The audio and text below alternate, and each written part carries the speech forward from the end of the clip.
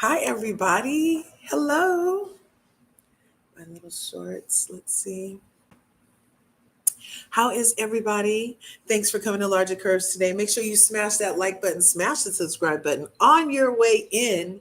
Ring that bell so you can get notified when I upload a video and so you can become part of the beautiful curvy community that we're growing over here in the YouTube streets and over here in the TikTok streets. Because look, y'all, mama's multitasking. I'm on YouTube and I'm on TikTok. TikTok meet YouTube, YouTube meet TikTok. How do you both do? So yeah, you guys come through. We're gonna do okay. So the reason we're having this live is because I am hoping, fingers crossed, I am hoping to be proven wrong about Kamala Harris. You guys, if there was crow to eat, I would prefer mine fried. Okay. So I am here to go and listen to what Kamala Harris, the vice president and presidential installed nominee for the Democratic Party, the installed nominee for the Democratic Party, because we didn't get to vote for her. And just because we voted for Joe doesn't mean he gets to pick his person like we on Game of Thrones or nothing like that. That's not how it usually works, y'all. Don't try to play me, okay? With all this butterfly effect stuff going on where you want me to believe some other stuff instead of what I know. Can we go like that? Instead of what I know. Okay.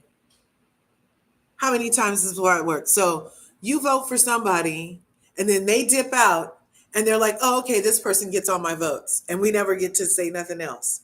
Really? Anyway, smash all the buttons. Come on in. Let's listen to what she has to say. I'm really hoping to be proven wrong, you guys. I really am.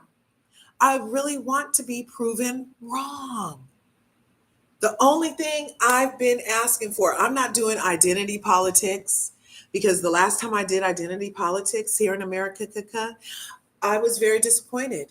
Nothing improved for my people. Nothing went well for the people in general. It wasn't like oh, yay. It was like, yay, but it wasn't like the actual actions that pertain to me and mine were demonstrated in a way that was positive and tangible.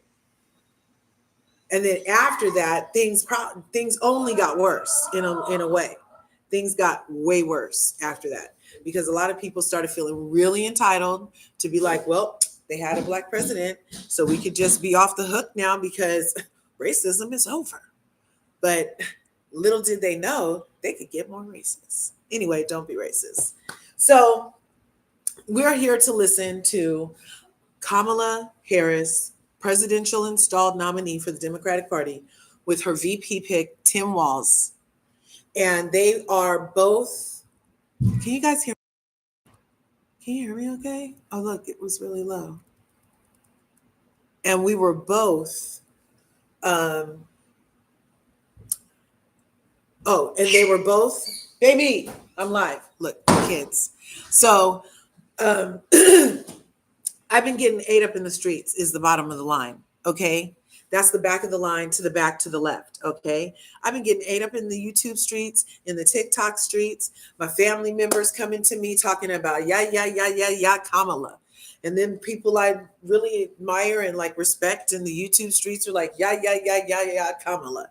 I even got blocked by a Bravo celebrity, Preston Mitchum, over the weekend because he was like, yeah, Kamala, and blocked me because I'm like, what's the platform? That's all I want to know. I'm not doing identity, nothing. What's her platform? What's her plan? The platform can turn to policies that are enacted. It's like your vision board for the next 4 years while you're government, right? That's what we're supposed to be dealing with is the vision board for the next 4 years, right? If you walk into a bank, do you expect to get a loan for your small business? And everybody wants to say how America is a freaking business. And so if America is a business, then would you really let the next president of the board or the president of the CEO of the thing really come to the thing without a resume and a business plan of like the prospectus of what he wants for the company under his thing or under her thing? Really? Really? I'm like, so you guys don't even want a resume? And then the resume, when the resume is found to be altered, people are still like, well, it wasn't that bad. Okay. Anyway, that's just a little bit of the problem that I've had with the entire installation process that we're witnessing, is because not only did you install somebody, but you installed somebody with zero vision. I mean, you weren't like sitting in the office next to the president talking about like, ooh, and when I'm president, I'm going to make sure there's this for everybody, and have like a journal full of everything that you want. Like, she wasn't right scribbling on the front of any of not one notebook, practicing her name as Mrs. President to come to us as the American people and be like, hey, here's this. Hey, here's this. Why not be able to have an intellectually honest conversation with people? I understand it's awesome. And she's a woman. It's awesome. She's biracial. It's awesome. It's awesome. But you know what's not awesome? Is that she moonwalks on issues every chance she gets. She'll say something today, and then tomorrow it's whatever else she has to say. And then she'll say something tomorrow, and then the next day, wait just a second. I hope that took care of it. And the next day, she'll say exactly again what she needed to say. And it's just like this perpetual, like, where do you really stand? So that's been part of my issue.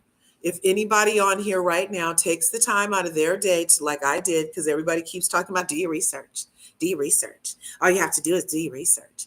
Well, okay, I did my research. And you know what people who are running for president of the United States have, no matter the party, irregardless of party, aside from the Democrats, you know what they have on their thing? Google it. Google it your own self. Don't listen to me. Don't listen to shit I say. What do they say? Believe none of what you hear and none of what you see. Okay? Go to whatever source you need to go to and Google Kamala Harris 2024 president thing. What comes up under there? Okay, I'll give you a second. Okay, you should be there by now. First off, notice it doesn't even have a www in front of it. Squeeze me, lady. You just made $150 million in donations. The first time ever anybody's done this in like a week. $150 million. And the website you have looks like, if I was sent there to order something from it, I would not order anything from it, because I don't order things if it doesn't have a www in front of it. Like, I'm just like that. I'm weird. I'm weird. I don't know why I'm weird like that. You know what I'm saying? Like, is it me? Is that a thing? I'm like, I'm not trying to be away, but I have some questions about how things are panning out right now for democracy in America. You know what I'm saying? I'm just wondering why people are arguing with me, telling me to do my stuff when you can go to Kamala Harris right now. And she don't even have a platform up there, you guys. She don't even have a vision board for you to see. She don't have a business plan, a platform, a policy, an idea, nothing. It opens to her asking you for some money, but she just made $150 million. It opens with her asking you for some money. And then if after you get to that page, then you can go to another page where you can buy some merch.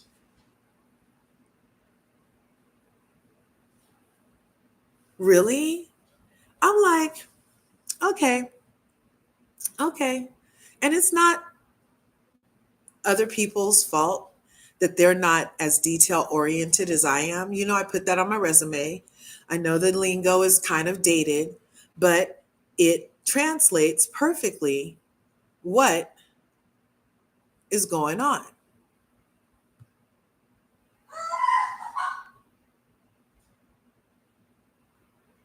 yeah, it translates perfectly what is going on.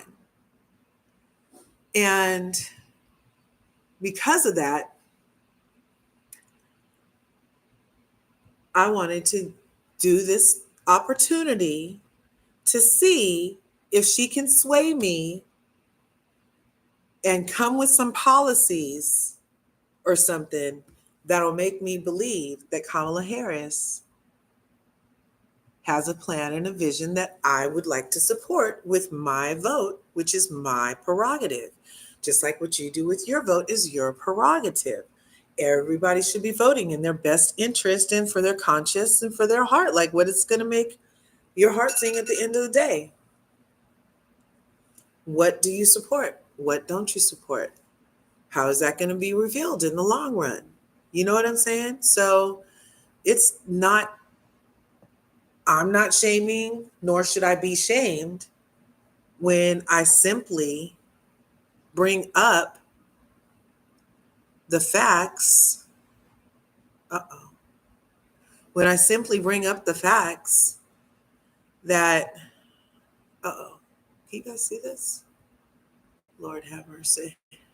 Lord have mercy. Okay. Sorry. Allergies. Okay. Window. So this was the thumbnail because I haven't seen it. But according to what I've heard, the word on the street is that this, what we're about to listen to and get my live reaction to, the word on the street is that it didn't help. That's the word on the street. I haven't seen it yet. I'm about to give my honest assessment. So we're going to listen together and see if we can hear a platform. Okay. And that's going to be from the CNN site, copyright disclaimer.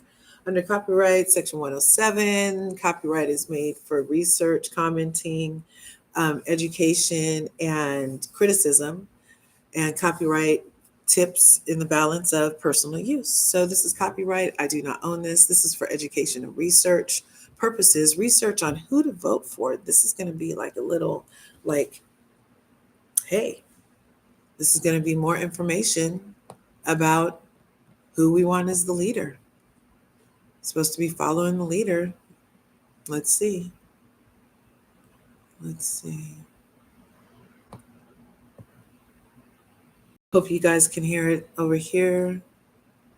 Sharing window.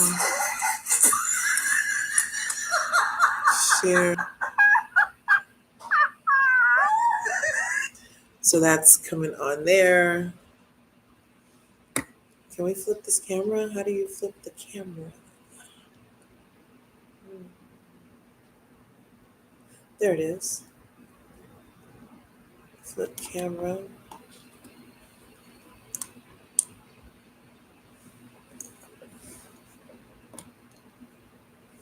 There. Okay, so this is part one of the interview. Candidate in modern American history. Madam Vice President, Governor Walz, thank you so much for Can you guys hear it okay? with me and bringing the bus. Bus tour is well underway here in Georgia. You have less time to make your case to voters than any candidate in modern American history. The voters are really eager to hear what your plans are. If you are elected, what would you do on day one in the White House? Well, there are a number of things. I will tell you first and foremost, one of my highest priorities is to do what we can to support and strengthen the middle class. When I look at the aspirations, the goals, Okay, let's start here. First off, shout out. Thanks for coming through. Make sure you smash that like button, smash the subscribe button on your way in. Ring my bell. Ring my bell so you can get notified when I upload a video. Okay.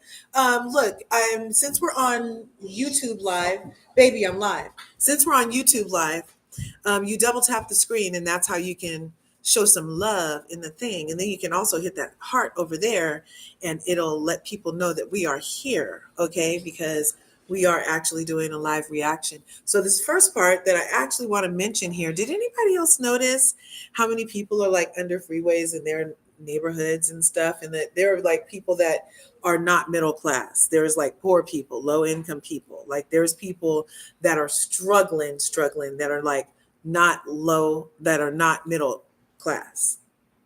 So it's really interesting to listen to, especially like I come from an affordable housing background. I used to do management for like HUD properties and whatnots.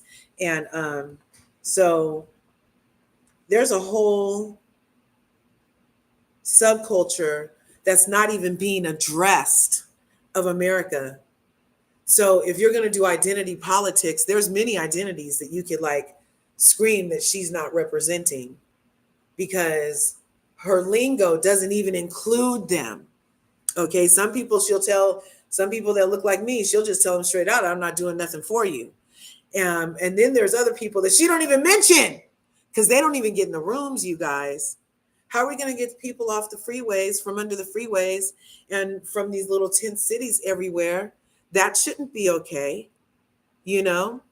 And talking about lowering rent, that doesn't address unhoused. Anyway, I would like to see if she includes that eventually. We'll listen for it. Ambitions of the American people. I think that people are ready for a new way forward, in a way that generations of Americans have been fueled by hope and by optimism. I think, sadly, in the last decade, we have had in the former president someone who has really been pushing an agenda and an environment that is about diminishing the character and the strength of who we are as Americans, pushing an agenda in the last decade. We have had in the former president someone who is optimism. I think, sadly, in the last decade, we have had in the former president someone who is really... Okay, the reason I rewound so many times right there is because I'm like, did she just blame everything on 45? Is her first answer out the gate blaming something on 45? I am not pro 45 at all, but I'm also not pro bullshit. So what? How is that the answer to her question? Wait, did that have anything to do with the question? Wait, I'm gonna have to go back, you guys. Is her word salad already being served? Did anybody else notice that she does like this word salad thing? She's a real good politician. You can't understand shit she says and didn't answer a question. Let's try it again. Let's run it back. Okay, right about there. Bus tour is well underway here in Georgia. You have less time to make your case to voters than any candidate in modern American history. The voters are really eager to hear what your plans are. If you are elected, what would you do? Yeah, I'm not voting for Donald Trump. Well, there are a number of things. I will tell you, first and foremost, one of my highest priorities is to do what we can to support and strengthen the middle class.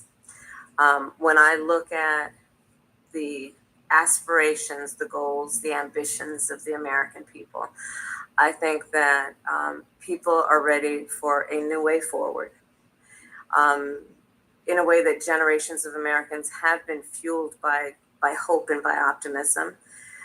I think, sadly, in the last decade, we have had in the former president someone who has really been pushing an agenda and an environment that is about diminishing the character and the strength of who we are as Americans, really dividing our nation. And I think people are ready to turn the page on that. So what would you do day one? day one, it's going to be about one, implementing my plan for what I call an opportunity economy. I've already laid out a number of proposals in that regard, which include what we're going to do to bring down the cost of everyday goods, what we're going to do to invest in America's small businesses, what we're going to do to invest in families, for example, extending the child tax. So why isn't that stuff happening now? Because of 45. So how is it going to be able to finally happen when she's there? I'm just trying to follow. I don't know. Tax credit to $6,000 for families for the first year of their child's life to help them buy $6,000 for Americans, but immigrants can get $150,000 for down payments on houses, $30K for down payments on houses in America. But Americans can get a $6,000 tax credit. Okay. car seat to help them buy baby clothes, a crib. There's the work that we're going to do that is about investing in the American family around affordable housing, a big issue in our country right now. So there are a number of things on day one. What about you? Well, I'm excited about this agenda too. As I said, the idea of inspiring America to what can be, and I think many of these things that the Vice President's proposing are things that we share in values. And the child tax credit's one we know that reduces childhood poverty by 1/3. We did it in Minnesota to have a federal partner in this. Unbelievable, I think, in the impact that we can make. You talked about, you call it the opportunity economy. You are well aware that right now many Americans are struggling. There's a crisis of affordability. One of your campaign themes is we're not going back. But I wonder what you say to voters who where is wanna it go now, back when it comes to Rompy? the economy specifically, because their groceries were less expensive, housing was more affordable when Donald Trump was president. Well, let's start with the fact that when Joe Biden and I came in office, during the height of the pandemic, we saw over 10 million jobs were lost. Literally, we were all tracking the numbers. Hundreds of people a day were dying because of COVID. The economy had crashed. In large part, all of that because of mismanagement by Donald Trump of that crisis. When we came in, our highest priority was Extra to do what we Donald could Trump to sized rescue croutons America. And with today, Kamala's word we salad. know that we have inflation at under 3%. A lot of our policies have led to the reality that America recovered faster than any wealthy nation around the world. But you are right. Prices, in particular for groceries, are still too high. The American people know it, I know it, which is why my agenda includes what we need to do to bring down the price of groceries. For example, dealing with an issue like price gouging, what we need to do to extend the child tax credit to help young families. So why aren't you doing anything about it right now is when people are choosing between a gallon of gas and a gallon of milk, lady. Like all this stuff is really going to have to wait till if we vote for you, really? But you're in there right now. So you and the current president recognize these as issues because some of your sentences have started with, we're going to continue to. We're going to continue to. Meet Joe Biden and I, da-da-da-da-da. So this has been a cahoots thing. And all of a sudden, so nobody can be like, the vice president doesn't have a lot of power. The vice president can see, he can be tapping on the door and be like, president, dude, there's this, and this going on. And you said that I was about to do this. So what can we do right now to show the American people that we're about it and not just talking out the side of our word salad?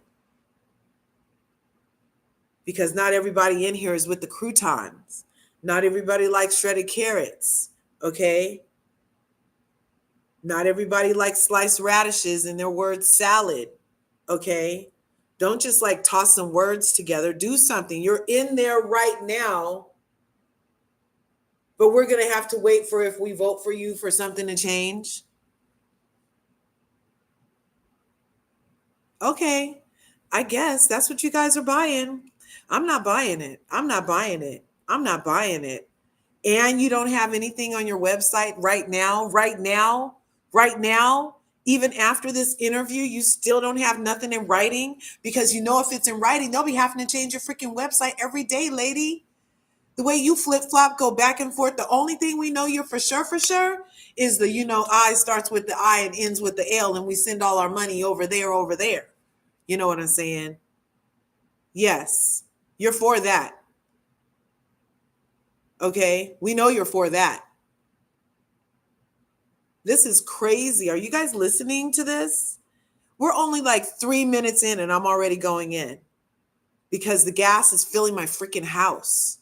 Okay, it starts with a slow hiss, and before you know it, my whole room is filled up, and you guys are going to see me here passed out from the gas light, and that's about to happen. Watch. Be able to take care of their children in their most formative years. What we need to do to bring down the cost of housing. My proposal includes what would be a tax credit of $25,000 for first-time home buyers, so they can just have enough to put a down payment on a home, which is part of the American dream and their aspiration. But I'm also a realtor. That lady's crazy. Does anybody have a house in their area that the down payment of $25,000 can really help? I'm in California. Maybe that's why I think this sounds crazy. Because $25,000 won't really help. And if you look at her fine print on that, it's only available to certain people. And one of the criteria is just like when you go to rent an apartment, how you had to have had paid your rent on time for the past 2 years prior to getting this assistance, along with some other like little parameters. Okay.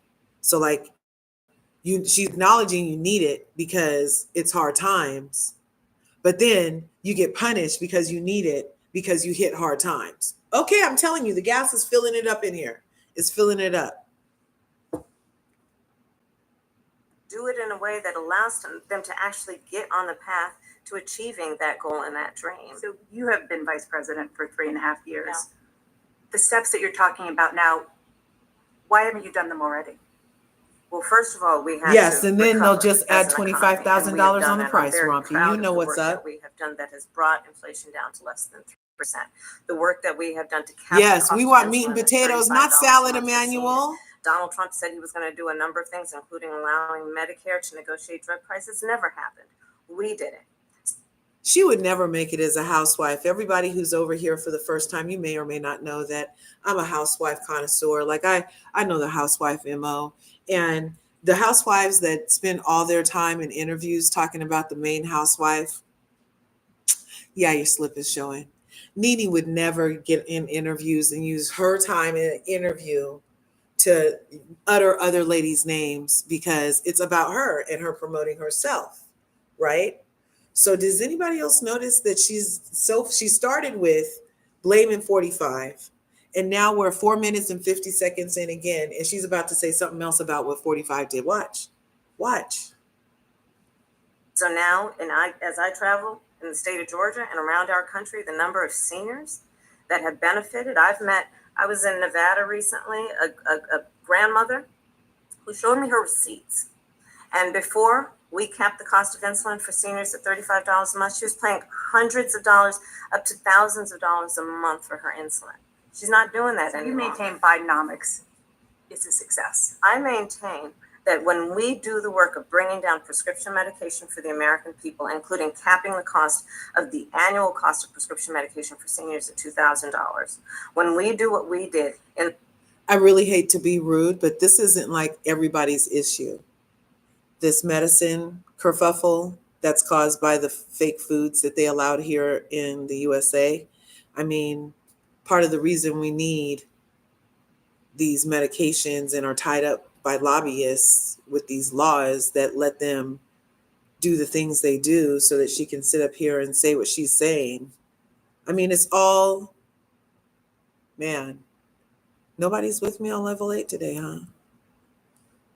the first year of being in office, to extend the child tax credit so that we cut child poverty in America by over 50%. When we do what we have done to invest in the American people and bringing manufacturing back to the United States so that we created over 800,000. Didn't heck of manufacturing leave? Like, weren't they closing plants left and right recently? Weren't they closing hella plants left and right? Like, what is she talking about? They created 800,000 something. And did you hear those numbers were way off? Mm-hmm. New manufacturing jobs, bringing business back to America. what we have done to improve the supply chain so we're not relying on foreign governments to supply American families with their basic needs, I'll say that that's good work. There's more to do. That's good work. I want to get some clarity on where you stand on some key policy issues. Energy is a big one. When you were in Congress, you supported the Green New Deal. And in 2019, you said, quote, "There is no question I'm in favor of banning fracking." Fracking, as you know, is a pretty big issue, particularly in your must-win state of Pennsylvania. Sure. Do you still want to ban fracking? No, and I made that clear on the debate stage in 2020, that I would not ban fracking. As vice president, I did not ban fracking. As president, I will not ban fracking. In 2019, I believe, So you guys know fracking is hella environmentally harmful, right? It's like where they look for natural gas by pumping air into it and then collapsing the natural gas out of it or some stuff. And that's what's causing a lot of these sinkholes, allegedly. That's what they say on level 8. Allegedly, a lot of these sinkholes are happening because not only is inner earth and Agatha doing what it does, for those who know, they know, but also because this fracking thing is causing it to be unstable in that layer of the earth's dermis, if you will, because there's layers like our skin. Everything mimics everything. Anyway, let's keep going. at a town hall, you said you were asked, would you commit to implementing a federal ban on fracking on your first day in office? And you said, there's no question, I'm in favor of banning Oh, fracking. and So, Rompy, yes. it was totally So it edited. They changed said in it was in that campaign. edited so bad. In 2020, I made very clear where I stand. We are in 2024, and I've not changed that position, nor will I going forward. I kept my word, and I will keep my word. What made you change that position at the time? Well, let's be clear. My values have not changed. I believe it is very important that we take seriously what we must do to guard against what is a clear crisis in terms of the climate. And to do that, we can do what we have accomplished thus far. The Inflation Reduction Act, what we have done to invest, by my calculation, over probably $1 trillion over the next 10 years, investing in a clean energy economy. What we've already done, creating over 300,000 new clean energy jobs. That tells me, from my experience as vice president, we can do it without banning fracking. In fact, Dana, I cast the tie-breaking vote that actually increased leases for fracking as vice president.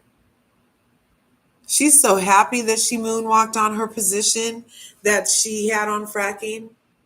She's like, fracking is evil. And then she's like, I did the tie-breaking vote.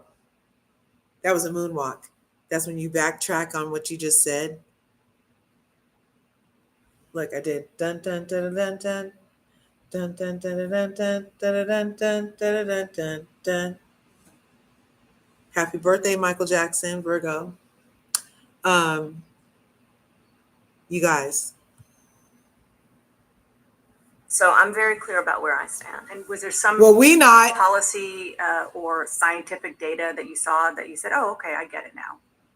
What I have seen is that we can grow and we can increase a thriving clean energy economy without banning fracking. Okay, that was part one. Discuss the ACE. That was part one.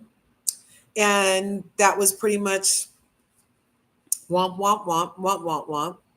And a lot of blah, blah, blah, blah, blah, blah, blah.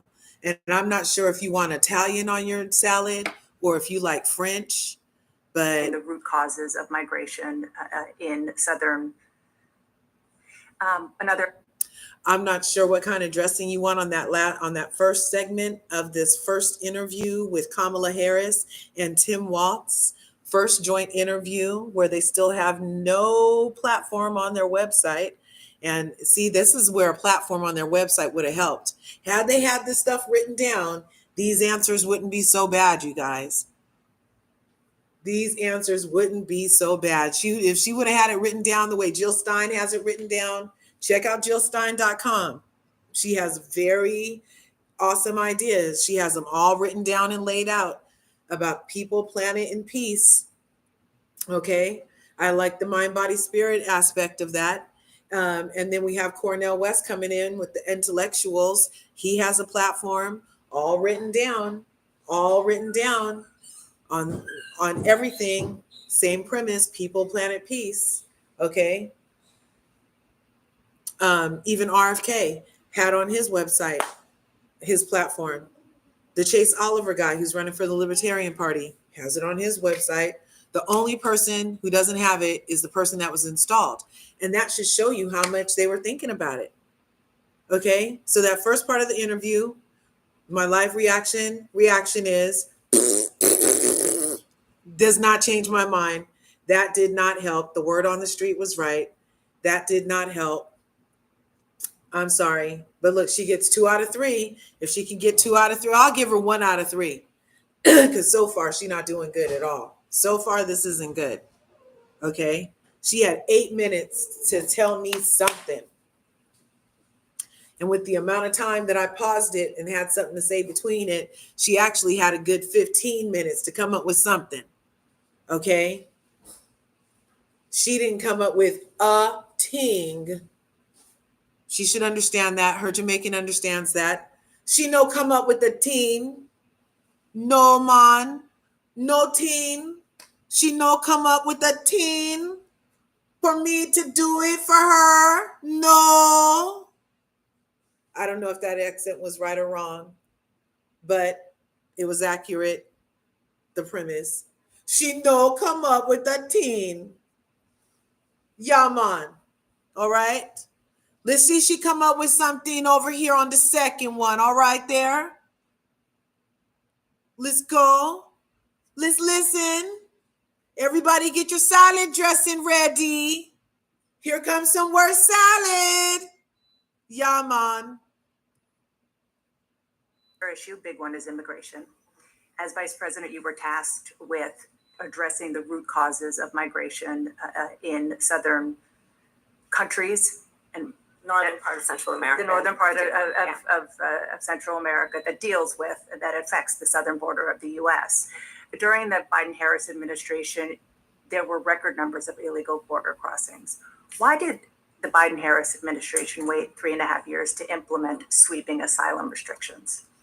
Well, first of all, the root causes work that I did as vice president, that I was asked to do by the president, has actually resulted in a number of benefits, including historic investments by American businesses in that region. The number of immigrants coming from that region has actually reduced since we began that work. But I will say this, that Joe Biden and I and our administration worked with members of the United States Congress on an immigration issue that is very significant to the American people and to our security, which is the border.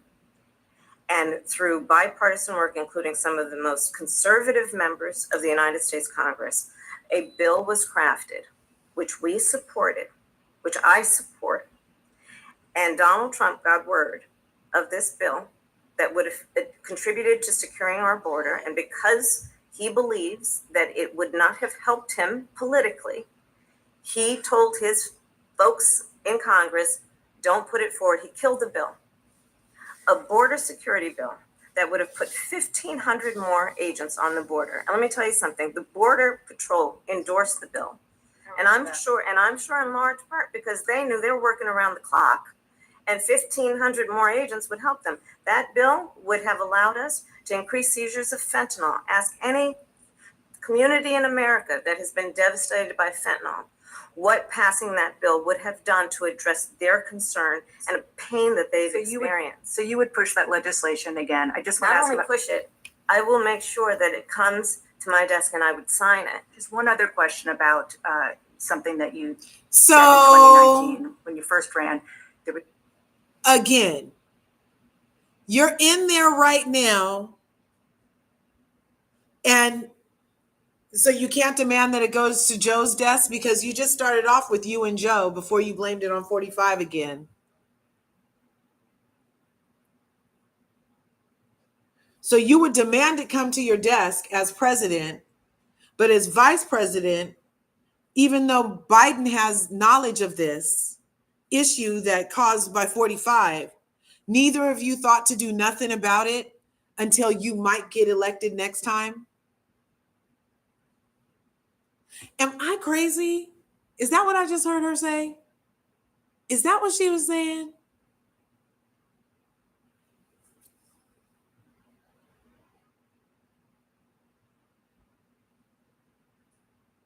So you're in there now, and you and Joe this, that, and the other, but not until you're there by yourself will you demand that it comes to your desk so that you can sign off on what 45 fucked up. Okay. Is a debate. You raised your hand when asked whether or not the border should be decriminalized. Do you still believe that? I believe there should be consequence. We have laws that have to be followed and enforced that address and deal with people who cross our border illegally, and there should be consequence. And let's be clear, in this race, I'm the only person who has prosecuted transnational criminal organizations who traffic in guns, drugs, and human beings. I'm the only person in this race who actually served a border state as Attorney General to enforce our laws. And I would enforce our laws as president going forward. I recognize the problem. Generally speaking, how should voters look at some of the changes that you've made, that you've explained some of here in your policy? Is it because you have more experience now and you've learned more about the information? Is it because you were running for president in a Democratic primary? And should they feel comfortable and confident that what you're saying now is going to be your policy moving forward? Dana, I think the most important and most significant aspect of my policy perspective and decisions is my values have not changed. You mentioned the Green New Deal. I have always believed, and I have worked on it, that the climate crisis is real, that it is an urgent matter to which we should apply metrics that include holding ourselves to deadlines around time. We did that with the Inflation Reduction Act. We have set goals for the United States of America and by extension the globe around when we should meet certain standards for reduction of greenhouse gas emissions. As an example, that value has not changed. My value around what we need to do to secure our border, that value has not changed. I spent 2 terms as the Attorney General of California prosecuting transnational criminal organizations, violations of American laws regarding the illegal passage of guns, drugs, and human beings across our border. She's just saying the same thing over and over again, or am I tripping? Didn't she already say this? Did she say this already?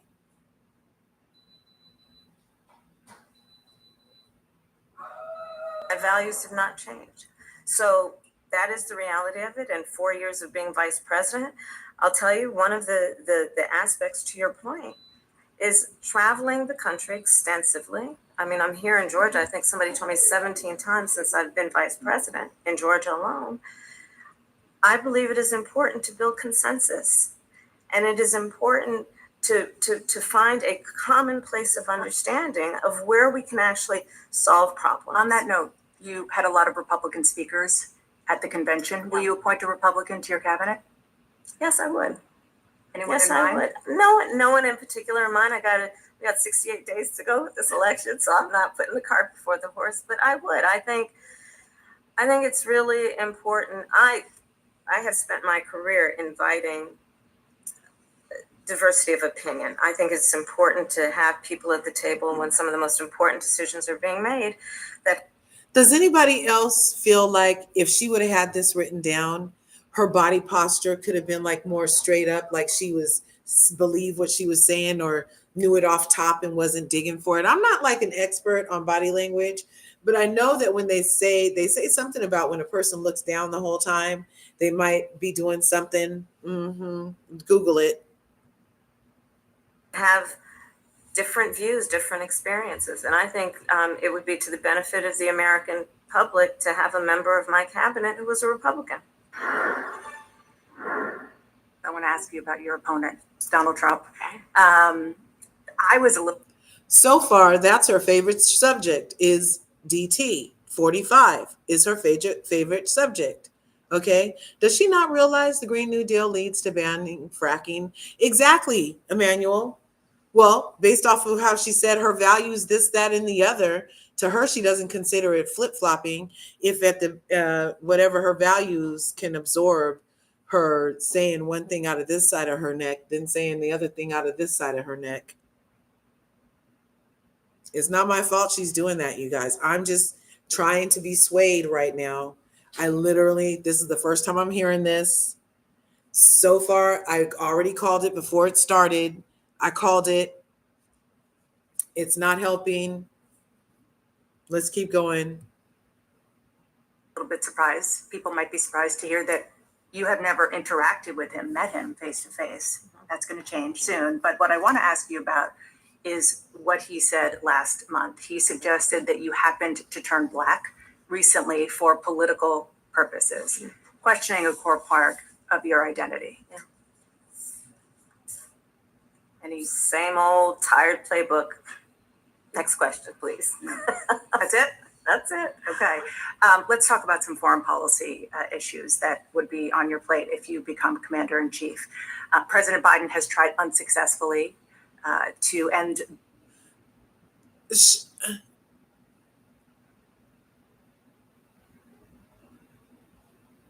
Okay. the war between Israel and Hamas in Gaza. He's been doing it for months and months, along with you. Would you do anything differently? For example, would you withhold some U.S. weapons shipments to Israel? That's what a lot of people on the progressive left want you to do. Let me be very clear. I'm unequivocal and unwavering in my commitment to Israel's defense and its ability to defend itself. And that's not going to change. But let's take a step back. October 7th, 1,200 people were massacred. Many young people who were simply attending a music festival. Women were horribly raped. As I said then, I say today, Israel has a right to defend itself. We would. And how it does so matters. Far too many innocent Palestinians have been killed. And we have got to get a deal done. We were in Doha. We have to get a deal done. This war must end. In the meantime, And we must get a deal that is about getting the hostages out. I've met with the families of the American hostages. Let's get the hostages out. Let's get the ceasefire done. but no change in policy in terms of arms and so forth. No, we have to get a deal done. Dana, we have to get a deal done. When you look at the significance of this to the families, to the people who are living in that region, a deal is not only the right thing to do to end this war, but will unlock so much of what must happen next. I remain committed since I've been on October 8th to what we must do to work toward a two-state solution where Israel is secure and in equal measure, the Palestinians have security and self-determination and dignity.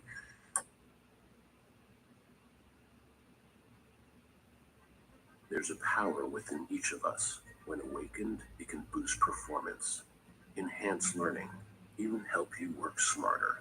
And you can unlock it with one simple thing: better sleep. Safa provides that with our luxury mattresses, handcrafted with premium materials in our American factories.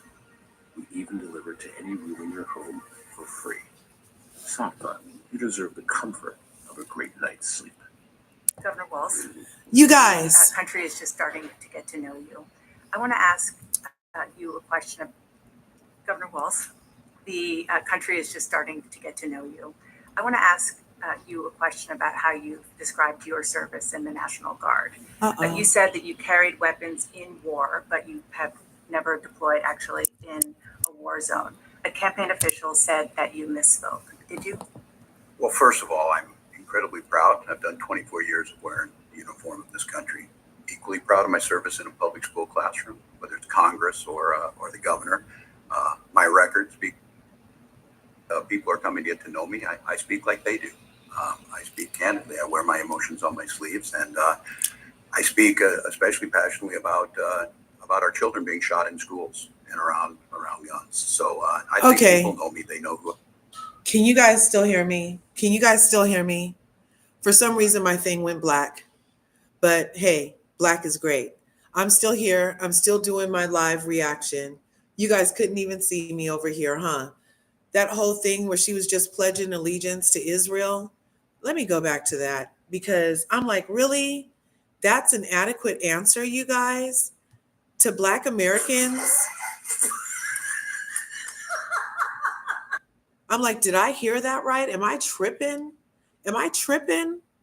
Did the woman who told Black people she's not doing anything specifically that's just going to benefit us, who went on to sign a specific anti-Asian hate crime bill, who then put her husband in charge of the anti-Semitism interagency thing that they created to put him in charge of, that's in charge of changing what anti-Semitism includes and doesn't include in America.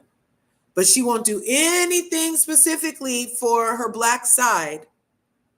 But she sits in this interview and with her whole chest for the first time looking up in 12 minutes, for the first time, she didn't look down while she was saying this answer that I noticed. She didn't have to look down for this answer. She knows she pledges allegiance to over there. Listen to this. Listen. I think it was around here. Let's see if we can go here. Let's talk about some foreign policy issues that would be on your plate if you become commander-in-chief. President Biden has tried unsuccessfully to end the war between Israel and Hamas in Gaza. He's been doing it for months and months, along with you. Would you do anything differently? For example, would you withhold some U.S. weapons? Hey, one who shipments cares. to Thanks Israel? for coming. That's what a lot of people on the progressive left want you to do. Let me be very clear. Can you guys even I'm hear this? unequivocal and Is it sharing unwavering in anymore? my commitment to Israel's defense and its ability to defend itself. And that's not going to change. But let's take a step back. So unequivocally, she can stand behind over there. I can't even say the name or else I'll probably get called anti-Semitic. Okay? Because I found out they just made, if you say Zionist, that all of a sudden you're anti-Semitic. Okay? I thought it was some kind of ultra conservative type of religion sect of the Judaism thing. I thought it was that. But that might be anti-Semitic too, because I had a thought that they didn't give me. Who knows?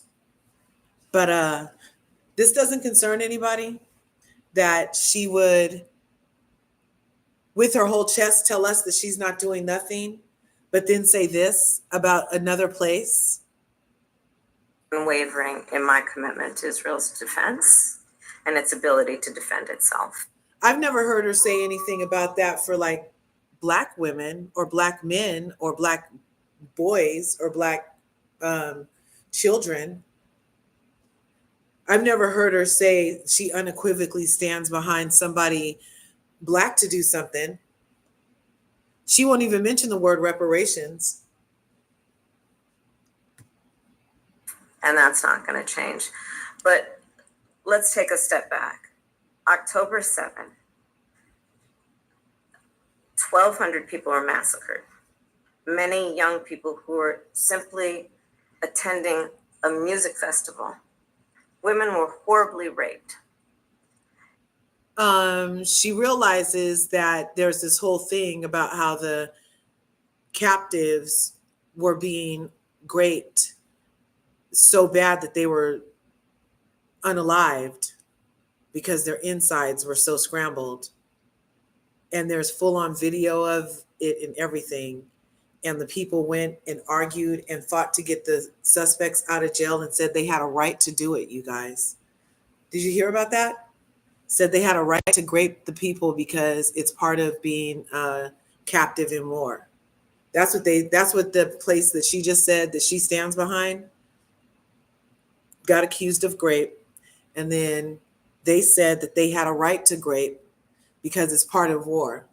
And she's sitting here telling us that allegedly something else happened and horrible this happened and horrible that happened. But there's two sides to every story, allegedly. That might be anti-Semitic by now. As I said then, I say today, Israel has a right to defend itself. We would. And how it does so matters. Far too many innocent Palestinians have been killed. And we have got to get a deal done. We were in Doha. We have to get a deal done. This war must end. In the meantime, And we must get a deal that is about getting the hostages out. I've met with the families of the American hostages. Let's get the hostages out. Does anybody know why there are American hostages in Palestine? Can somebody put it down for me? I mean, I know the answer, but can you tell me the answer?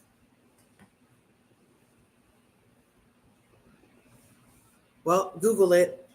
Google about dual citizenship. Google about who gets dual citizenship. Google about the location of the actual event on October 7th. Google what occupied means. Google all this stuff. And then Google what really happened that day, because allegedly that was friendly fire. I'm just saying, allegedly. I hope that's not the wrong thing to say. Allegedly, they said that a lot of the people that happened to get it got it from their own side. Hey, Google it.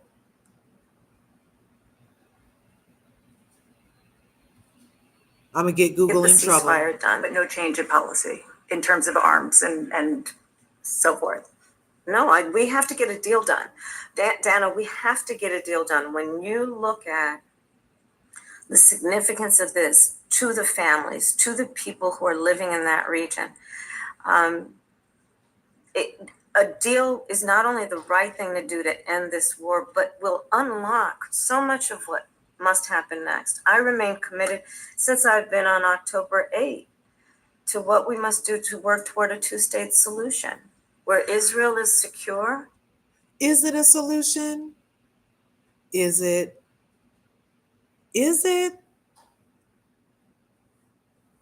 And in equal measure, the Palestinians have security and self-determination. And Yeah.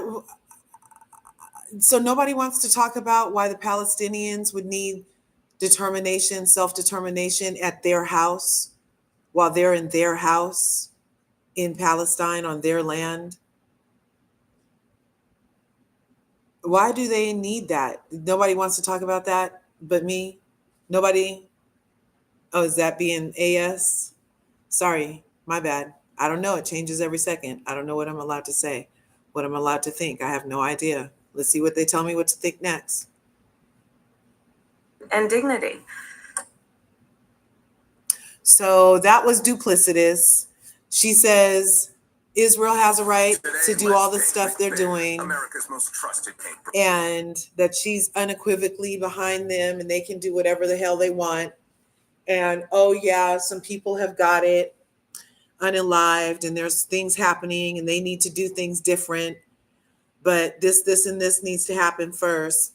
You know, my mom, she's a practitioner. She used to study with Michael Beckwith and all that stuff. And there's a saying about how but means everything I said before was bullshit. Yeah. But You a question about how you described your service in the National Guard. You said that you carried weapons in war, but you have never deployed actually in a war zone. A campaign official said that you misspoke. Did you?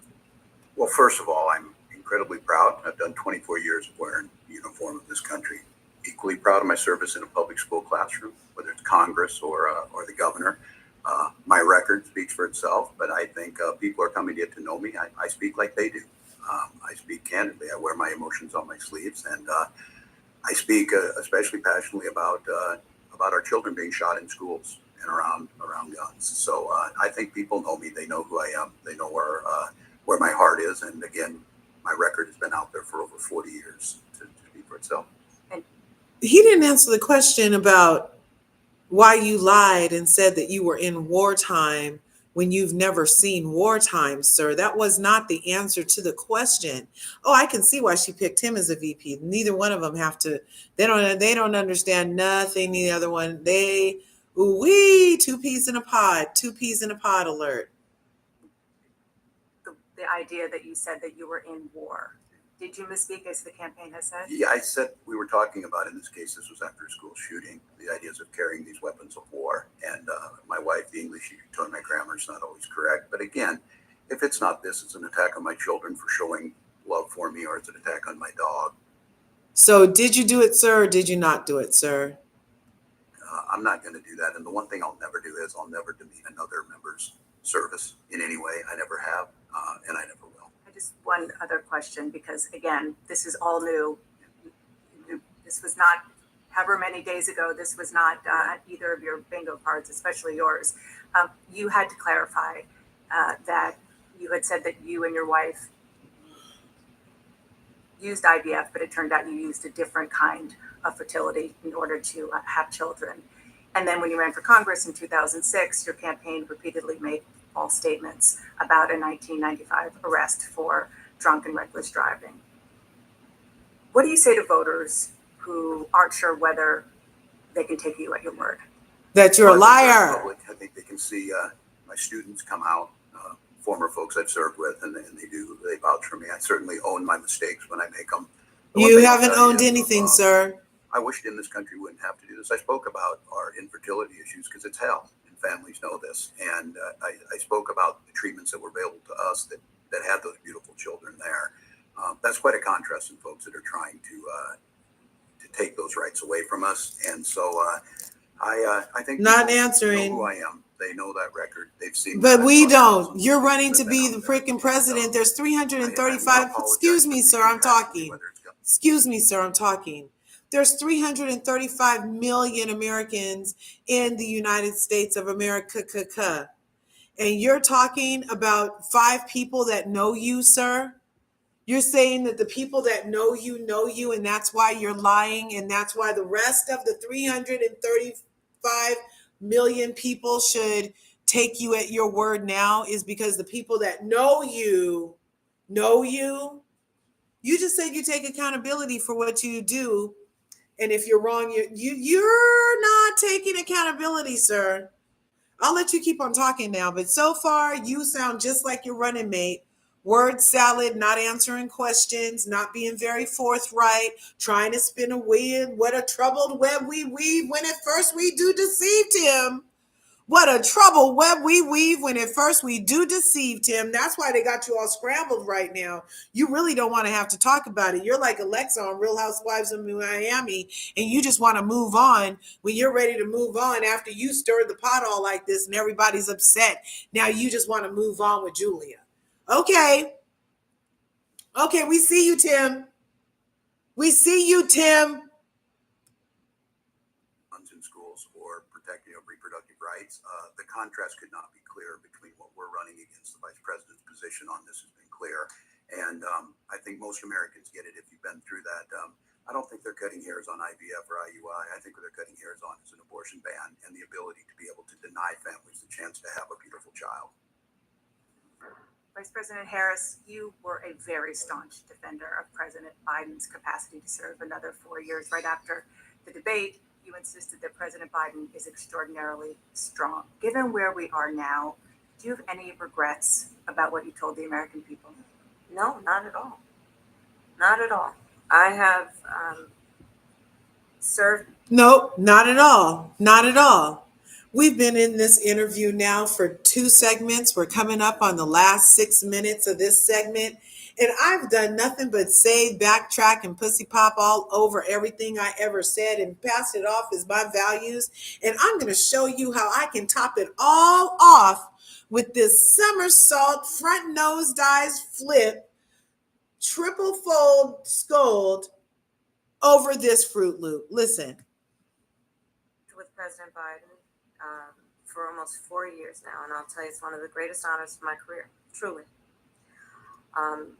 He cares so deeply about the American people. He is so smart. But he didn't care enough to do anything that you're going to do.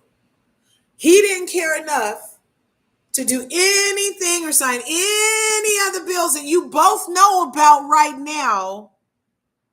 He didn't care that much. But he's great. He's done so much. What happened to our George Floyd thingamabob? What happened to the marijuana thingamajig? What happened? And that's not even black issues. That's like everybody's problem. But, and even George Floyd, there's probably a sentence in there to actually let the, who's get off even better. But who knows what. Anyway, you guys, let's finish listening to the word salad. Ooh, I'm stuffed. I hate when I get full off of salad first and didn't even get to the meat and potatoes. And loyal to the American people. And is it loyal? Hours upon hours with him, be it in the Oval Office or the Situation Room. Is it loyal to send all my tax-paying dollars to the place where you pledged allegiance? Is it loyal to send all our tax-paying dollars someplace else and leave our gas $6.99, our milk $6.99, our eggs $6.99? They really like this number $6.99. You can't even get a $5 footlong no more, ma'am. But all the stuff you sat in the situation rooms, now she's telling on herself. I want you guys to listen to this shit. She's braggart about her nonchalant, I don't give a F. We're about to do this installation stuff. Listen to what she's saying. We're going to go back 10 seconds because she's about to tell us where she's been and who she's been there with. So all the things that she now has knowledge of as vice president, she's had access to the rooms, to the spaces to speak up on behalf of the same American people that she doesn't even have a platform written down for right now on August 30th, 2024.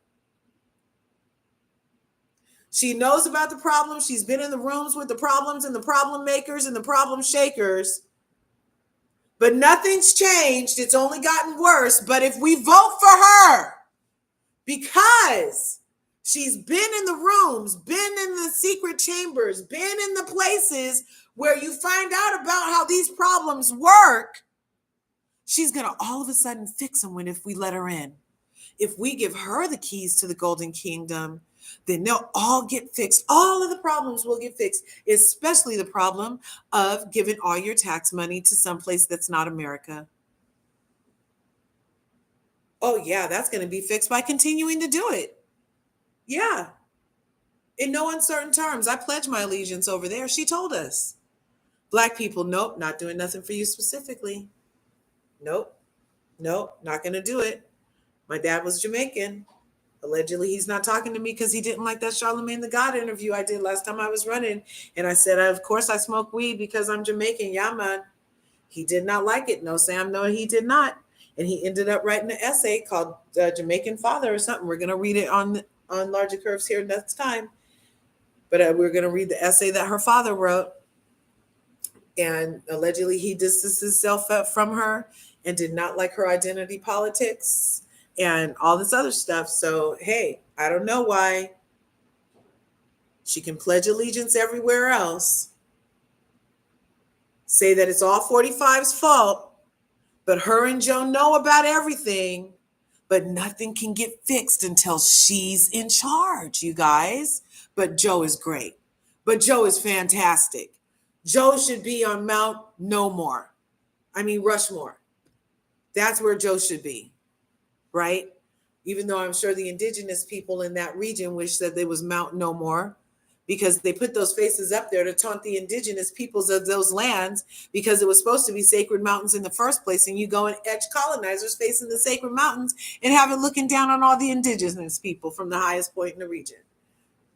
Hello? But you don't want to go there on level 8 with me. Let's keep going. And loyal to the American people.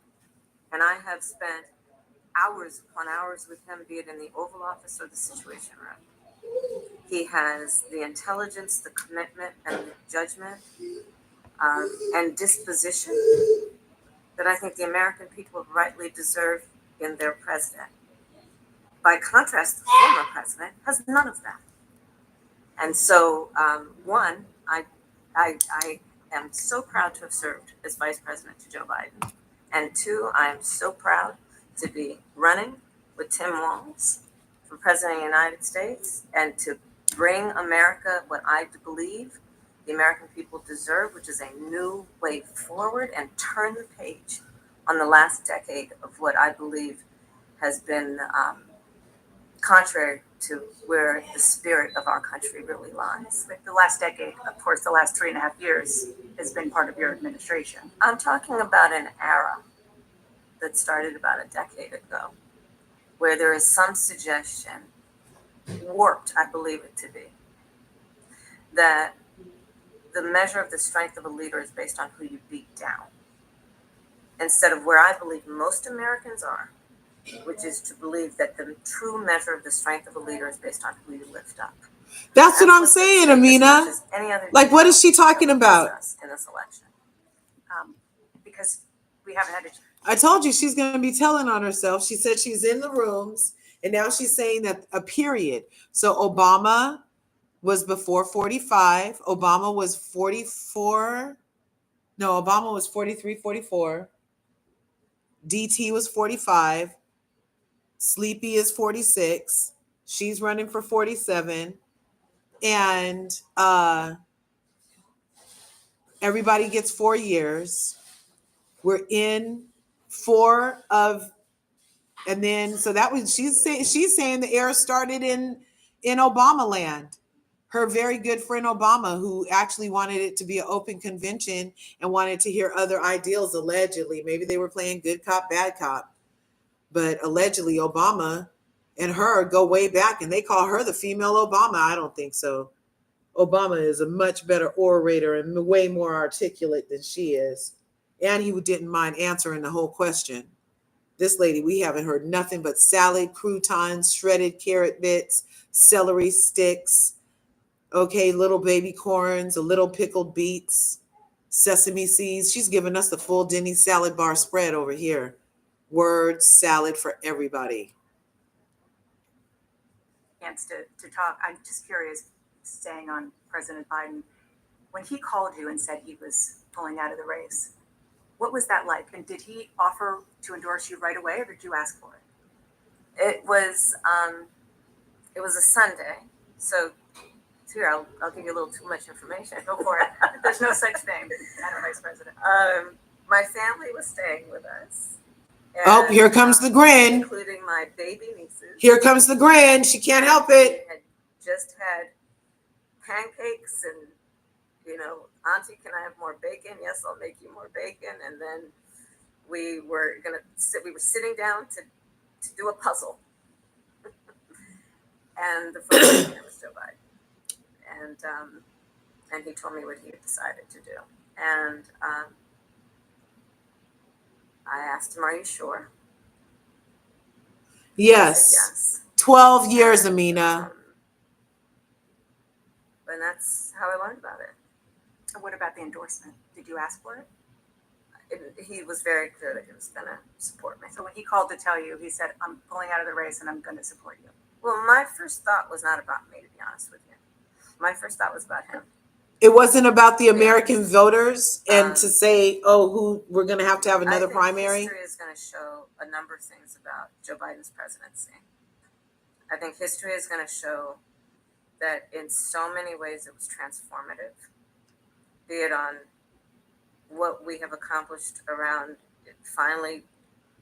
Be it on you sent every last freaking American taxpaying dollar out of the country to support atrocities. Investing in America's infrastructure, investing in new economies. There are potholes everywhere, ma'am. Have you not been driving around?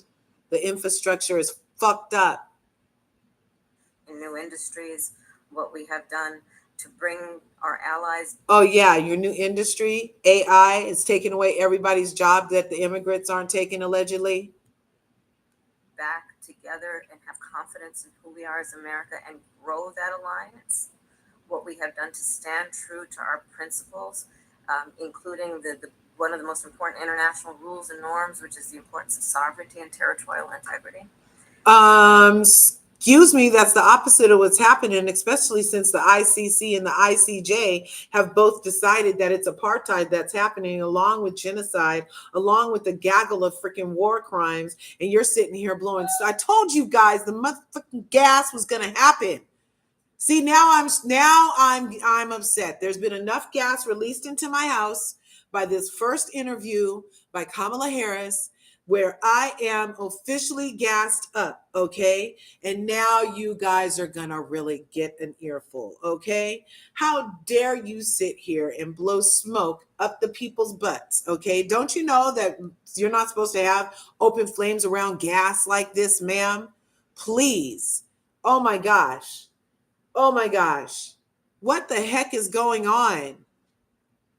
The ICC and ICJ have deemed this apartheid and genocide, ma'am.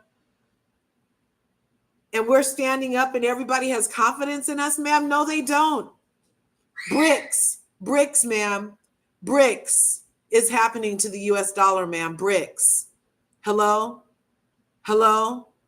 Ma'am? Really? Really? Is anybody else lightheaded from the gas? Is anybody? Am I the only one affected like this? This is serious. I don't feel like having this for the next 4 years. I don't feel like having word salad every fucking day. I am definitely a meat and potatoes kind of woman. Look, I like meat in my salad. Okay? I like salad on the side. Okay? This isn't okay. This was not a good first interview. There's 3 minutes left. I can officially say there's nothing that she can say in 3 minutes that's going to change my mind. But we're going to finish listening to it. I'll STF you till she's done. But ooh wee, I need to get the fan. And I think history is going to show not only has Joe Biden led an administration that has achieved those extraordinary successes, but the character of the man is one that he has been in his life and career, including as a president, quite selfless and puts the American people first. I just have to ask you both about. Okay, I couldn't let that slide. She lets he's put everybody but the black people from the 1994 crime bill that he did. And then he turned around and said that we wasn't black unless we voted for the massa. And they fell for the okie doke. He got in. He told us to wait. You said you wasn't doing nothing, and he'll go down in history as the man that cared the most. Really? Really? Two standout moments, aside, of course, from the addresses that you both gave, but standout moments that were perhaps unexpected during the convention. You mentioned one of them, Governor. A moment that you shared, that the world shared with your son, Gus. You were speaking, the camera caught him so incredibly proud of you, so emotional, saying, "That's my dad." Yeah, I don't know as a father I could have ever imagined that. I'm grateful for so many reasons to be on this ticket, but that moment, to understand what was really important, to have my son feel a sense of pride in me, that I was trying to do the right thing. And That part of Mina. He does the 1994 crime bill, stays in office in positions where he could do something about it, to undo it, to elevate it, to alleviate it, to make it not so sticky, or the base for the 3 strikes law or anything like that. Didn't do not one thing to undo the damage that he says that he did with it. Not even as president did he do anything to undo the damage after he told black people we wasn't black until we voted for him. All the black leaders got together and got him in office. There was a landslide record thing. They even had to thank black people specifically after Sleepy Joe was able to get in office at 78 years old with his black VP. Because everybody was like, oh, if you're going to do the black people vote, you better get somebody black in there. And then he popped out with Kamala.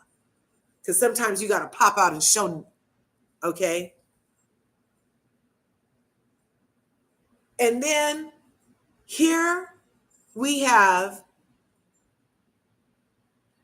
after he got in office, you know how the first 100 days is very important?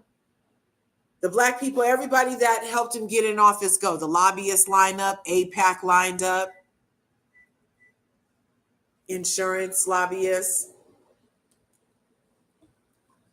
pharmaceuticals, all the people whose checks they cashed lined up and was like, okay, this is what we want for our check. And everybody else left smiling. The black people got in there. He told the NAACP and everybody else, he was told the black people, oh, you can only get something if you go over with the other minorities.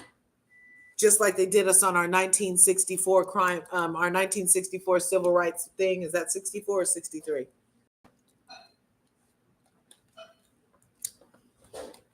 Where it was supposed to be a civil rights bill for black people, and they made us include other minorities, including white women, because we can never have anything just for us. They told us in 1963, they told us in 2020, Kamala told us again in 2020, whenever that was. She stuck by it. She had Steve Harvey reiterate it with her on stage and didn't correct him and say, oh, no, I didn't mean it like that, Steve. Nope, she didn't do that. She sat there and laughed and giggled and gaggled at Steve Harvey tell a room full of black people that we better not ask for anything, that we better not ask to see her credentials, that we better not ask to see what her plan is for America, that we better just vote for her because we better do it. And if we do it this time, then we too can wait 4 more years. Well, you know what I say to that? I say that's how we got to 450 fucking years of nothing. That's why not a motherfucking thing has changed, and the things that have changed, they're unchanging back to where it was before it was what it is. Throwing out the books with black stuff and anything that has anything to do with the truth of what they did to us, because reparations must really be closer than we think if they're trying to rewrite history to act like slavery never happened, or who a slave was and what a slave is, or whatever it was from foundational black Americans. If you can erase that shit or rewrite it in a way to finally get somebody else included in that shit, then we can get the reparations on the table, because they won't be giving them to us, foundational black Americans. They'll be giving them to the imposters and the transplants. We don't advocate for ourselves specifically. My husband's always talking about we need a leader. What we need to lead is our motherfucking selves and stop falling for the okie doke. Ask your black self, is anything better in your life in the last 3.5 years? Even better yet, since you like her so much, ask your black self, like Kamala said, in the last 10 years, has anything got better? Okay, I'll go one better. Let's ask yourself, in the last 12 years, has anything got better? Huh? I'd say things like really started going, like they started taking away the matching 401ks excellently and giving you excellent bonuses at work with the retirement plan and stuff in the late 80s, early 90s. They started dipping that stuff out. You could probably get a pretty good like match something through maybe 2001, 2002, 2003. When that crash came in 2008, everything changed and it's never bounced back. Who was in charge in 2008? I don't know. But all they'll do is blame it on the person before. Okay? So far, her interview has not swayed me at all. So far, her interview has actually made it even more clear than ever that she's not standing for anything, that what she says tomorrow will definitely change the next day, and then she'll wrap it up as a value. She and her little friend over here, Tim, her and her little friend have not said anything but cover up lies and more word salad. They're not answering the questions directly. I'm telling you, if they had written it down the way Jill Stein has it written down, the way Cornel West has it written down, the way Marianne Williamson had it written down, the way Robert F. Kennedy Jr. had it written down, the way Chase Oliver has it written down. These are other people that are running for president. But nobody's going to let you know that, because they want you in this duopoly. They want you caught up between these two cheeks, red and blue, the purple, two cheeks of the same ass. Okay, that was Lil Bush's economy. Yep. And then he did something with the credit stuff where he's the one that made stuff stick for so long and all this other bullshit. Constantly working against us. Constantly. Nobody ever wants to do anything for us, but they always need and want our vote. they need it, and they want it. And we're so used to getting talked out of our panties that we're just like, okay. Ice Cube, do you better not go over there talking to the boss man, asking him when we's going to get dinner. You just need to come over here and wait like the rest of us for when we're about to get dinner. That's what they did to Ice Cube when he went up to Sleepy Joe the first time when he was running for president. He's like, what's your agenda for Black America? He wouldn't even take a meeting with Ice Cube. Joe wouldn't even take a meeting with Ice Cube. You know who took a meeting with Ice Cube? 45, because he's starstruck for one thing, but he also is willing to at least listen. He's still going to do what he wants, and it's not going to benefit anybody that doesn't look like him. But at least he was willing to listen. So are you the kind of person that when you go to a job interview, you don't ask any questions back? Do you go to a job interview with the resume in your hand? If they asked you what you were going to do in the next 5 years, would you be able to tell them? Are you that kind of person? Because she's not that kind of person so far. She hasn't said nothing original. She hasn't said nothing that's like, oh my gosh, ooh, I can really get behind that. She has not uttered a word of inspiration. It's all regurgitated Joe Biden's administration. And then she's going to blame Joe Biden's administration. You guys aren't hearing this?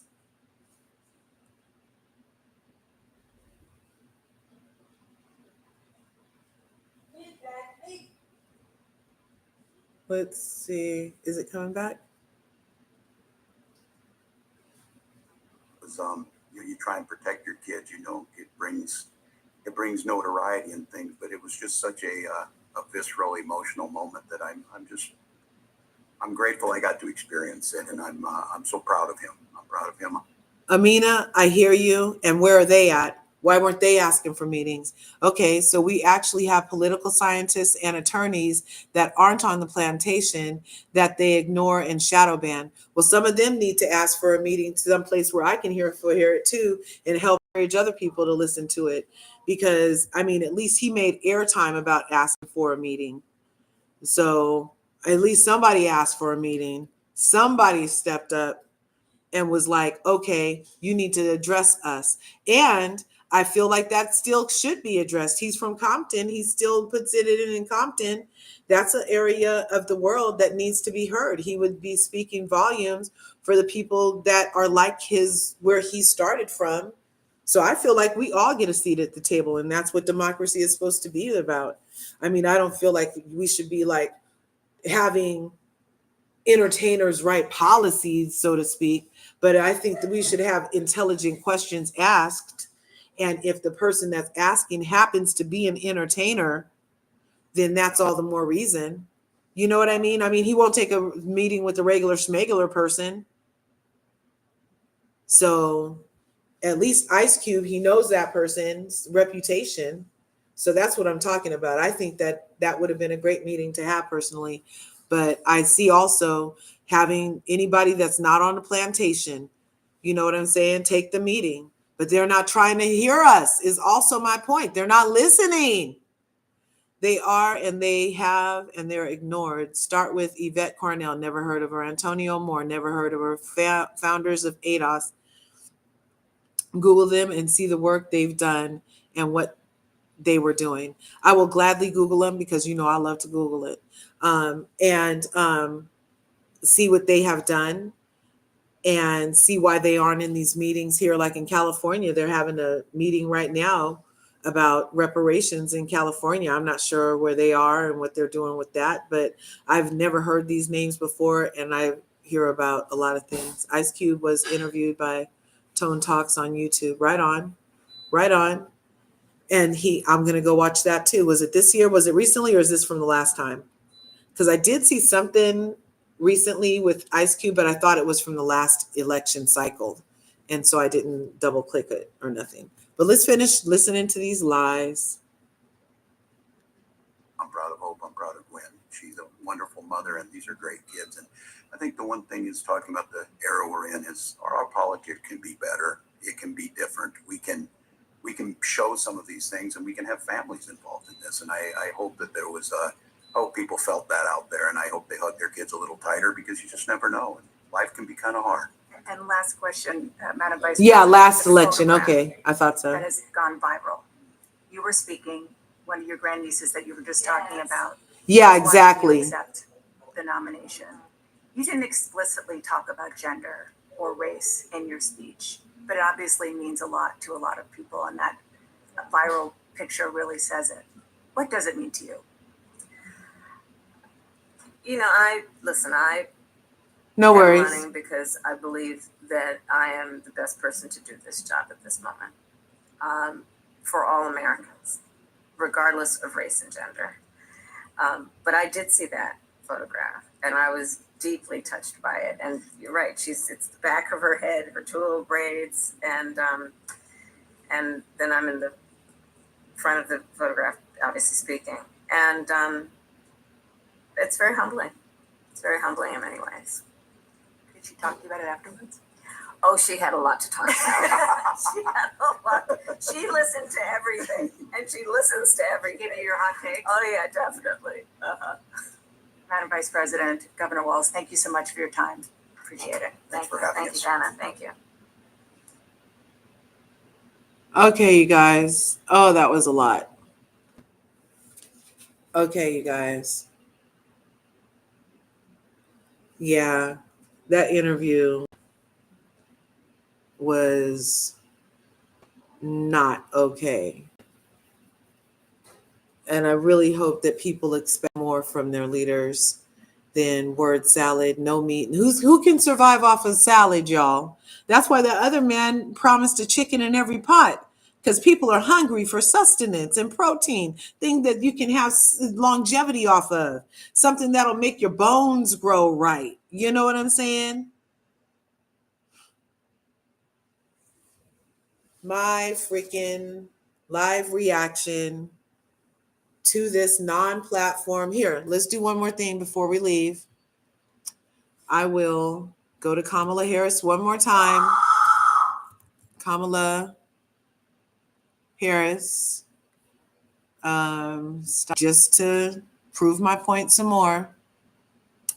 So I simply put Kamala Harris up here. Come down, Kamala Harris for president. Notice there's no www. Does that scream to anybody else that this shit is cheap as hell? Does that scream to you that it's cheap as hell? It screams to me that it's cheap as hell. I would not put my credit card number into a website that doesn't have a www on it. I would not. But then if you go to her website and you click KamalaHarris.com, all she does is the first thing that pops up is she asks for money. Hey, what's up? Hey, what's good? Then if you go to her menu later, if you go to her menu, then look, no platform, nothing. This is basically a Wikipedia, something that we've already heard. And please look how awkward this is. Look how awkward this is. Does this look like, if it is in love, how do I feel so bad? This looks so awkward. This looks so awkward. Oh my gosh. This is her and her husband. It's so awkward. Okay, so that's a Wikipedia description of get to know Kamala. And then we can look at a Wikipedia Tim Walz explanation. Oh my gosh, everything here is on this Wikipedia. Nothing spectacular. You can either take action, and when they first had it, you could select an event. Let's say California, find an event. Oh, they want my zip code. Let's see. Well, I'm not putting all that. Anyway, I'm in California, but you could do that. And then the next thing they have is their store where you can buy merch. So it's a money grab. The only thing, they don't have anything for you. They just want your money. They're not even willing to put it on paper. They're not willing to put it in writing what they want for your vote. All they want is your vote and some money. So far, I'm going to give you some contrast. People keep talking about the third party people or blah, blah, lolly, lolly. But I'm going to let you know, at least they have a www in front of their name for their website, you guys. At least they're all in. They have a platform. Oh my gosh, look. You start here and look, there's a www. Look at that. You go in there and guess what happens? Guess what happens, you guys? You go on her website. It's not asking for money at first. It's get to know me. It's here's some things you can do. Okay. You go here to the 3 bars like we did on KamalaHarris.com. You can meet her. You can meet Butch. Did you guys know she has a black running mate? Butch Ware, black Muslim from Chicago. Butch Ware. They don't want war.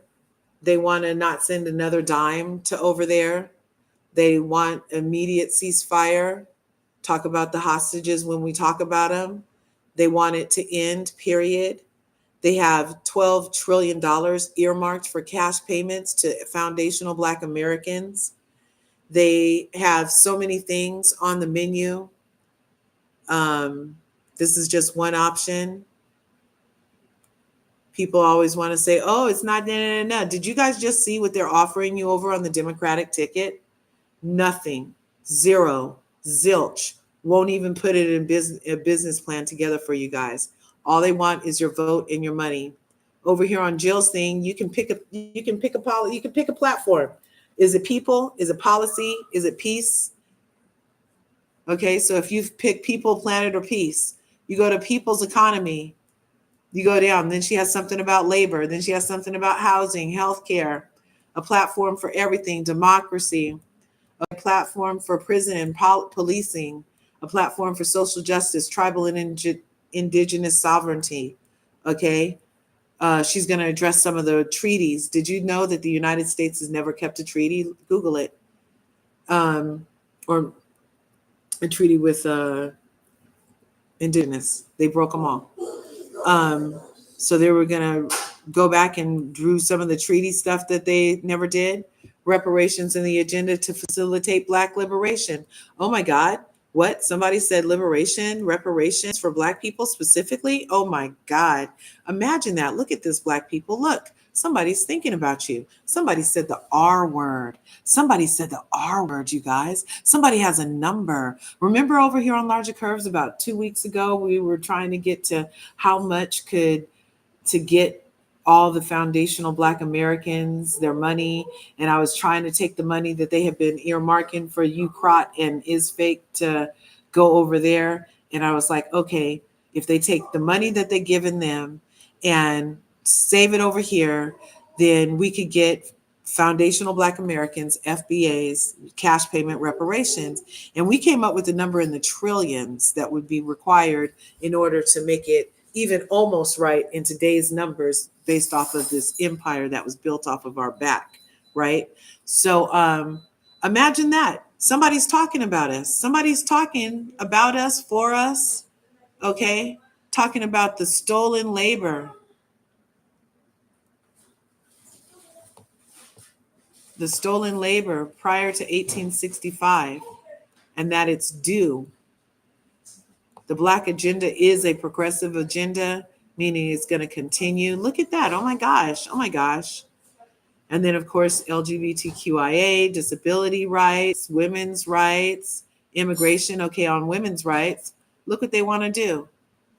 I wonder why this isn't getting done while Joe's in office. I wonder why. I wonder why Kamala didn't say that she would codify Roe v. Wade. I wonder why. I wonder. Immigration. And then if you want to see what her agenda is for the planet. Yeah, we're going to get to Cornel West also. I love him. I love anybody who's not trying to be inside these freaking lines. Let me tell you that. So then she has planet. She has a new Green Deal, the climate and energy, agriculture, and then peace, what you want to do for how we do in the world. Foreign policy, demilitarization, because if you demilitarize, then you'll have the money cash on hand to do cash payments for reparations. Duh. Okay. And then she asked for contributions. Let's go to Cornell West, like my good friend Satra mentions. Now, we've done this before in every order there is to be done. So please, nobody take anything personal. We've started with Cornell before, and we started with Jill before.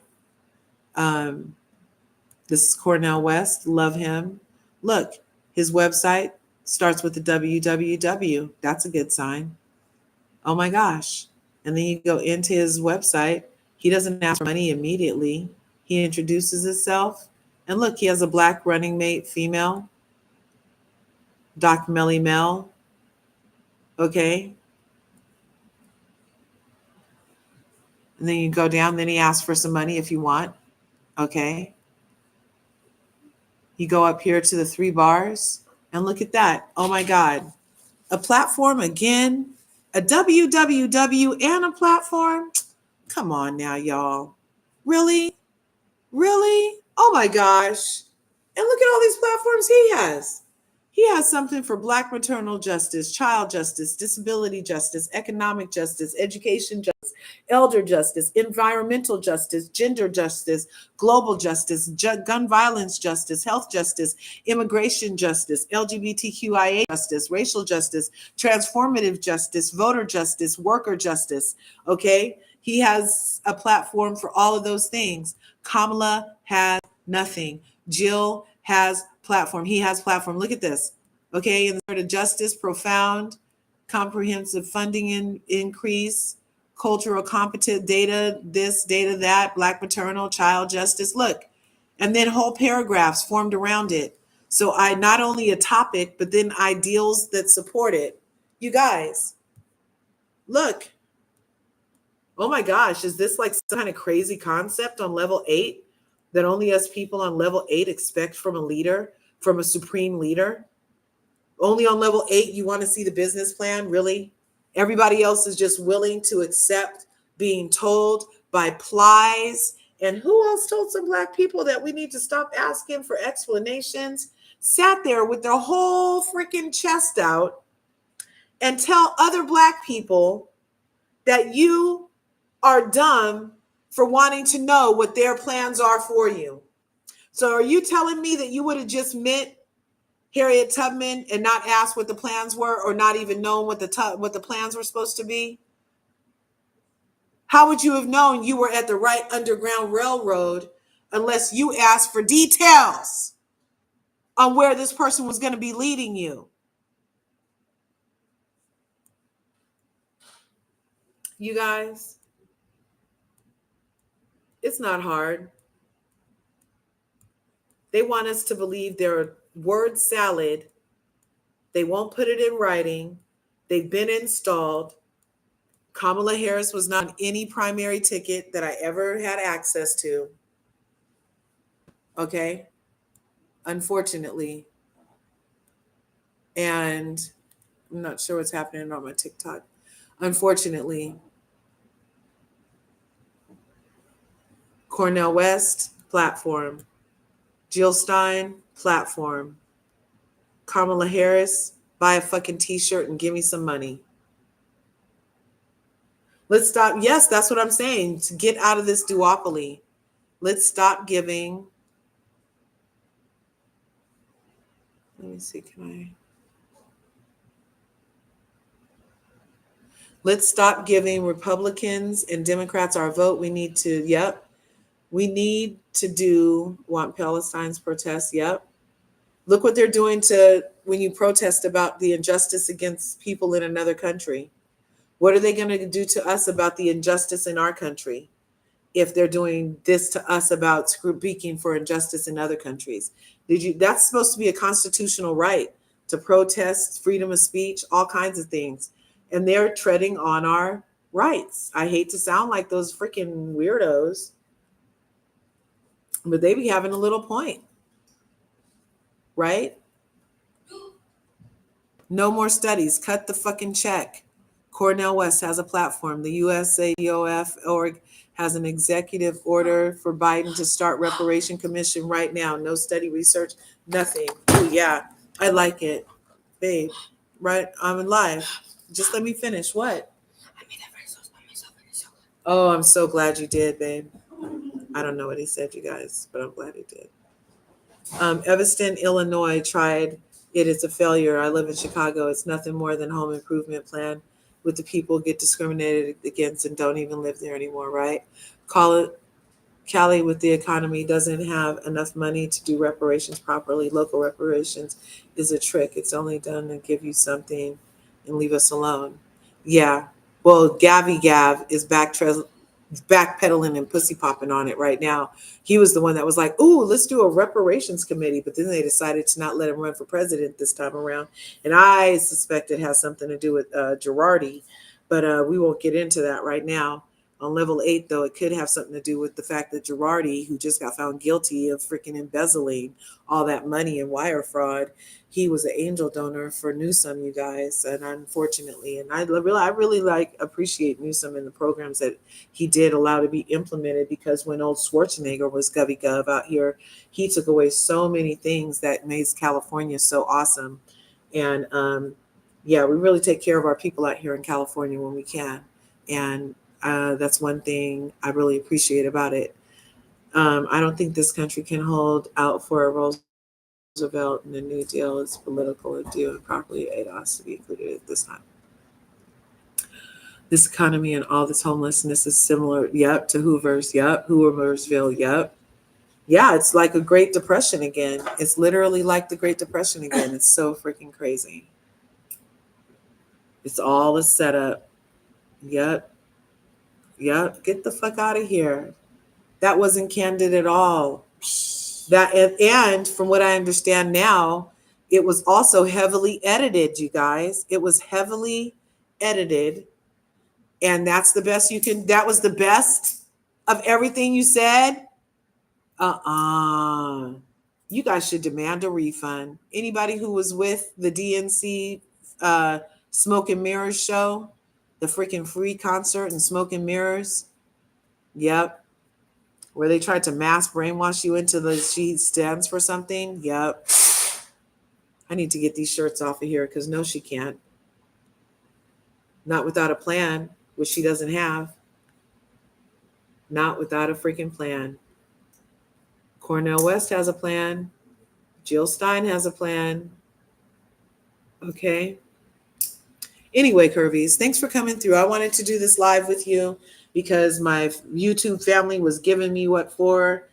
Basically want me to shut up about everything, about all of my independent free thoughts about Kamala and asking about the freaking platform and stuff. And so I was willing to, you don't want me to shut up. I know, baby.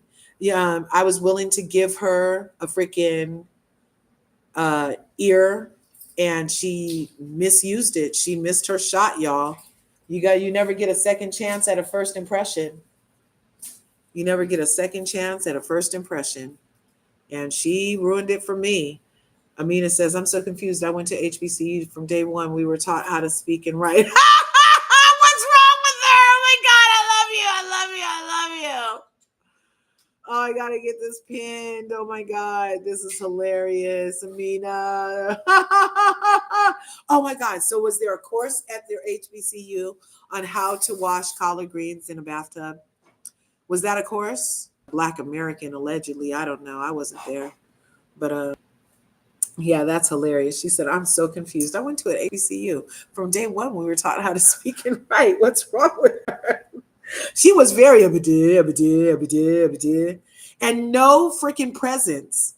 I used to get so upset when George, the young George, was presidente, and he wouldn't even stand up straight at the podium. Everything was leaning to the side and talking out half his mouth, like he was just like, it was no professional, you know. And it used to irk me that the president of the freaking free world didn't even want to stand up straight and address the people. You know what I mean? I'm like, if you don't take it serious enough to stand up straight, sir, I'm not sure why we're listening to you. So yeah, I totally get it. What is she doing? Where was her presence? I guess if you can't gaggle and laugh and cackle, then you don't know what to do, Miss Kamala. Wait just a second, y'all.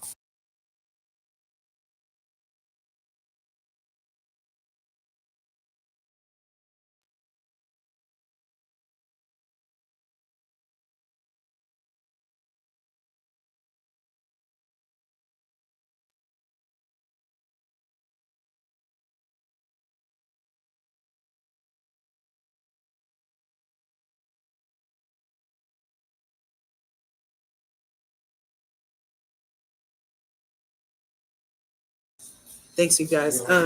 Yeah, we were taught that's how Black people get in the doors, make our bones. Yep, it's true. I've talked my way into a lot of opportunities. Yeah, that's what I'm saying. Like, you used to have to be articulate and have posture and demeanor and like carry yourself a certain way, and and laughing too much. There's all these freaking teeter-totter seesaws that Black people have to be on and operate from. Like, you can't be too angry or you're the angry Black woman, and you can't be too happy or else you're the mammy. You know what I'm saying? So like there was this like line that you had to do where it was composure, grace, elegance, on all an effort to just be seen in a serious manner. And I know that's antiquated, but I would appreciate some of that in her right now, because it seems that if she's not able to just laugh it off, she doesn't know what the fuck to say. She has no idea, unless it's Pledge of Allegiance to the I place. Yep, she doesn't know what to say. Yep. Anyway, Curvies, I love you guys. Be sure to smash that like button, smash the subscribe button. If you haven't already, go ahead and ring my bell. Ring my bell so you can get notified when I upload another video, and so you can become part of the beautiful curvy community that we're growing over here on the YouTube streets. Thanks again for coming through. Remember, there's enough to go around, so go get some.